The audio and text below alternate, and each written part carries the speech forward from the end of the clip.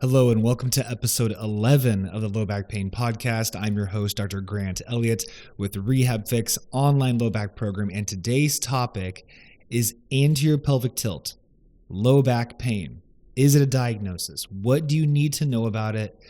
And what do we do about it?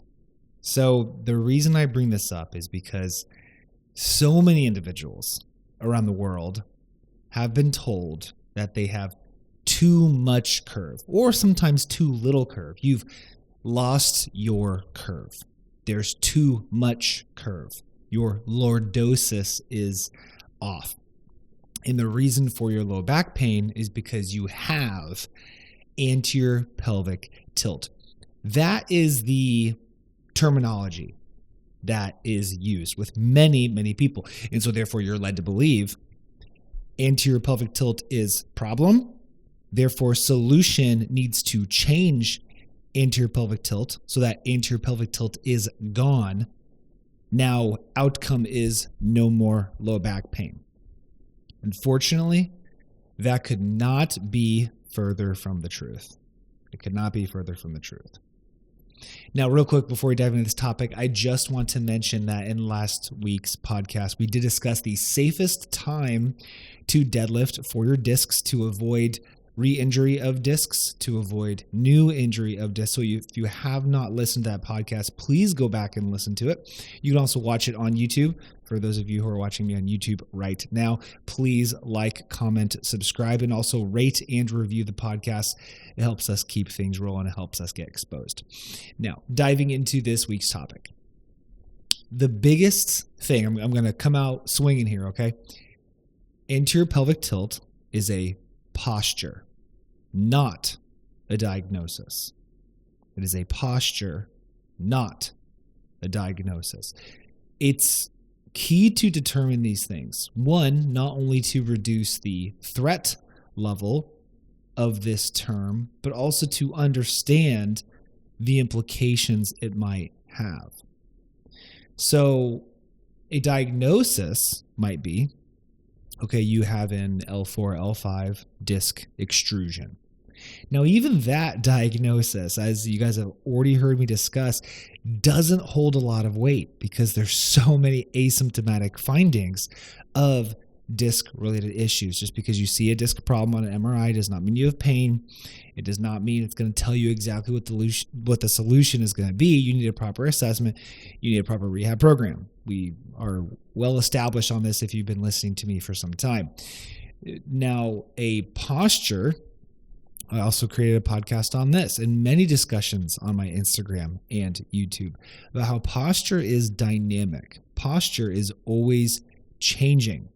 You can be in 10 different postures in 10 different seconds, right? It's dynamic. So anterior pelvic tilt is a posture.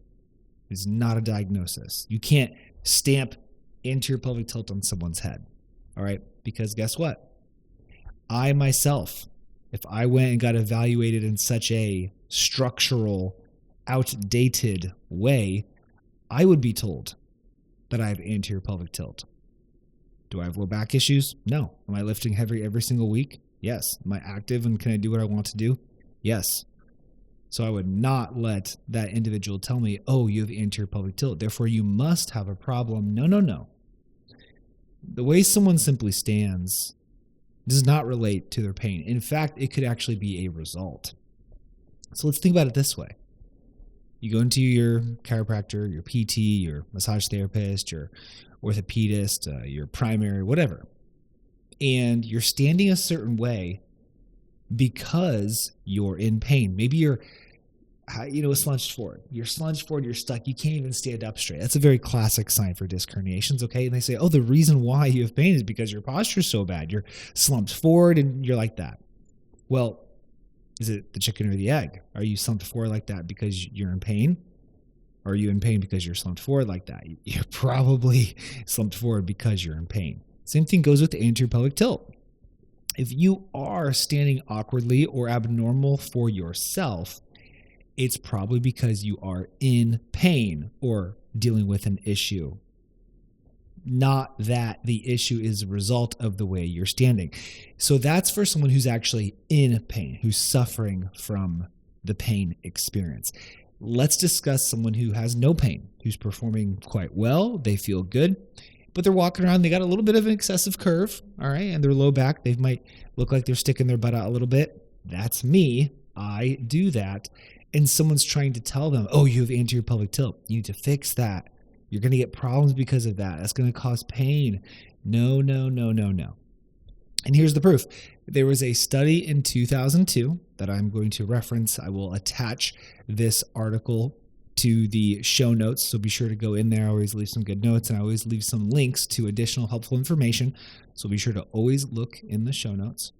This particular study looked at this very thing, structural implications of pain, as well as additional mechanical stressors and factors. Here's what the article found. I'm going to read the summary right here.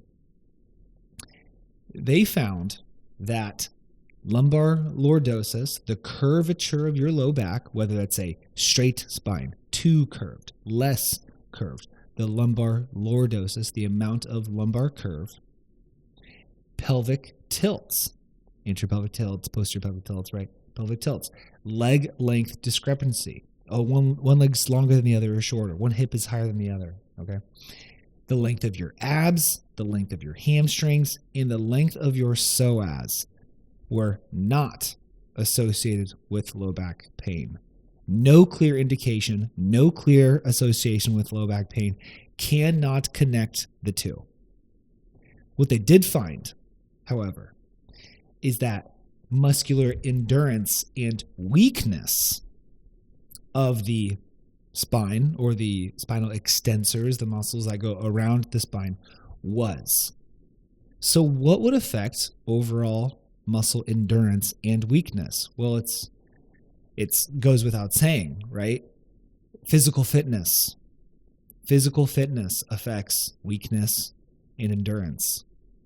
So what this is pointing out here is that, and I've discussed this before as well, segmenting someone and saying, oh, it's your short abs. Oh, it's your tight hamstrings. It's your tight psoas. It's your hip tilt. It's your long leg. It's your anterior pelvic tilt. That's the reason for your low back pain. That's not true. It's not true. These things are postures. They are not diagnoses.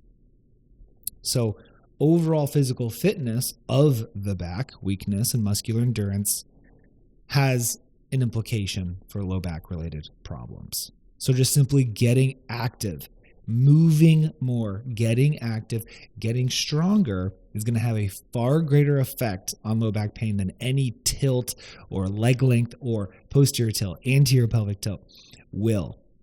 So this should help you breathe a little bit. It should make you go, okay. So I don't need to obsess about walking around, freaking out about the position of my pelvis, freaking out about the position of my low back, trying to keep it straight all the time. But I understand that you've been told these things probably numerous times. There's other popular online movement-based programs that preach all the time. Find your neutral, find your neutral, find your neutral. I would be very hesitant to agree with that based on the literature, based on the evidence. Is there some implication that finding a neutral during a performance-based task could be helpful? Yes. Creating proper intra-abdominal pressure through proper tilt positioning could be helpful for performance. But if you're walking around the mall, if you're walking around your house, if you're doing daily activities, should you be obsessed with finding your neutral? The answer is no. You should not be obsessed with finding your neutral, because the more obsessed you are about your body, the more obsessed you are about your positioning, the more you're going to think something's wrong, the more you're going to correlate the position that you're standing in with pain. So if you are having a really hard time finding that neutral, you're going to think, oh my gosh, I'm always going to be in pain. I can't fix this. I'm always sticking, my butt out. I'm always, leaning backwards in anterior pelvic tilt. There's no way I'm going to get out of pain. That's what's going to cause pain. That will cause you pain. That mentality will cause you pain. That's going to be the problem, not the solution. Once again, focusing on your anterior pelvic tilt is going to be the problem, not the solution. One more piece of evidence that will really help this soak in and help you buy into the concept. Many of you probably understand this law, maybe not the name of it, but Davis's law. Davis's law.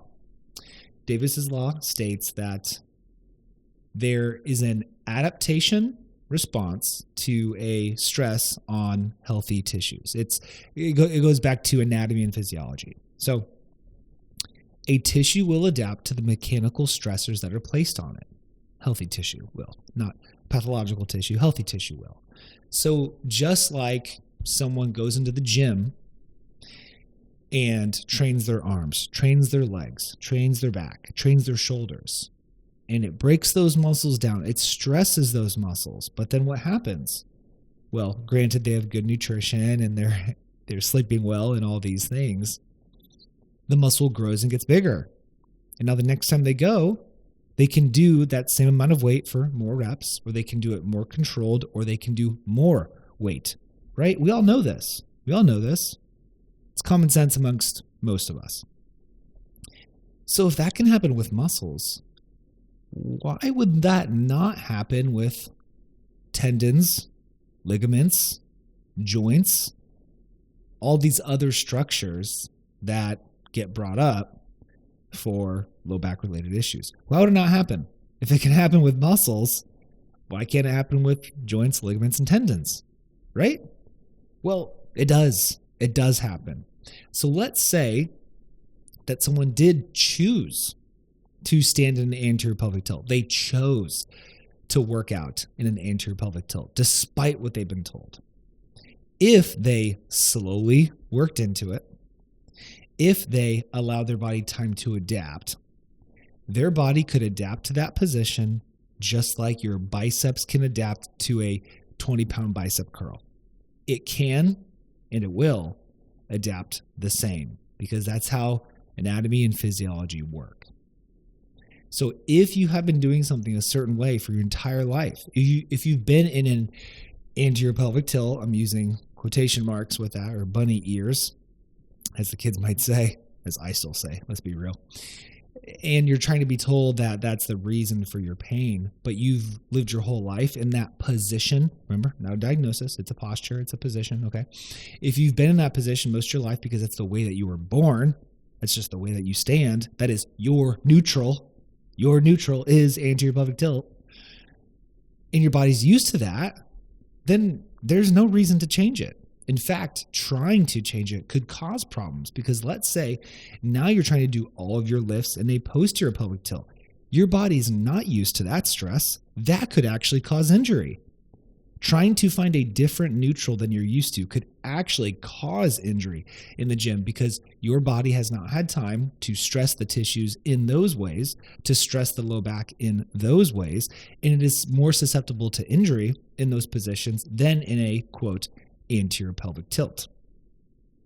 So I hope this really makes sense, and I hope this soaks in as to why we want to understand that although we hear quite frequently that anterior pelvic tilt is a problem and is causing us pain and is something that needs to be fixed and all these things, it is not a problem. It is not a diagnosis. It is not the reason for your low back pain. It could be just the way that you stand, because it is a posture. It is not a diagnosis, and you should not be fooled or misled, rather, into thinking that it is, because it will cause more harm than good. It will be more of a problem than a solution. And one of the biggest things I've had to do with my online low back clients in my 6-month online program is to re-educate and help them relearn these concepts, because they have been told this misinformation for quite some time. So some people out there for 2 years trying to fix their anterior pelvic tilt, and they can't, and they feel like they're stuck. But then once they learn that it is not a problem, they do not need to be afraid of it, and they can accept it, and they can still be strong, resilient, pain-free without that, then healing begins. Healing begins. If you learned something from this podcast, if you feel as though it's worth it, please share with a friend. Rate and review on Apple. It helps us expand and reach more people. If you are on YouTube or you're not watching on YouTube, please go like, comment, and subscribe to the YouTube channel.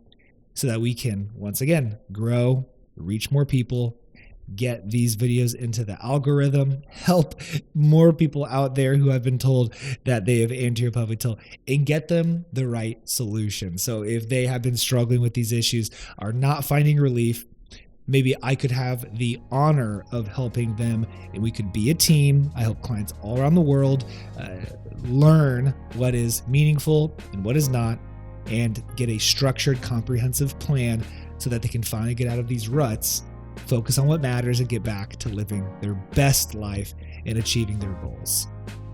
Thank you very much for listening, and have a great day.